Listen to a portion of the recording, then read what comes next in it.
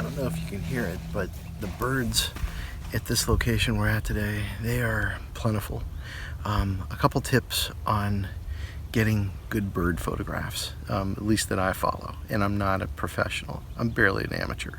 But the main thing is, you gotta get up early, you gotta be quiet, you gotta pick a place that has habitats that support birds. And in my particular case, I like to see threatened or endangered species like scrub jays, red-headed woodpeckers, bald eagles. There's a ton of those things here, but the only really, the trick is patience. You've got to keep your ears open, keep your camera ready, and just take your time. And you'll be amazed at what you can hear. Just standing here, that's a towhee. There's a number of birds out this way that I can hear.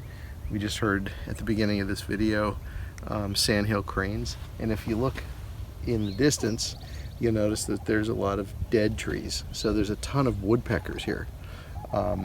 It's really the perfect environment to get good quality pictures. Also, you know, you should have a camera, but nobody needs a big lens. Nobody needs a camera that is very expensive. These days you can get a decent camera and take some great pictures. So I hope that helps.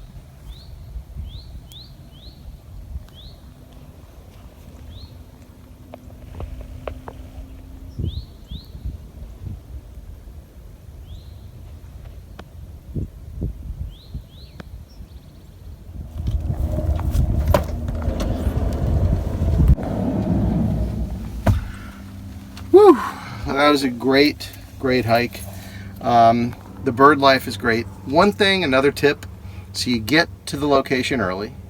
And I always leave my camera on when I'm leaving any location, because I found sometimes you may not see anything in terms of where you decided to go, but somehow wildlife ends up in parking lots and roads in the oddest places. So I increase my chances of getting something on film. Anyway, this is Wild Journeys. I hope you subscribe. Please like the videos, explore a little bit in the channel, and we'll see you soon. Thanks for joining me.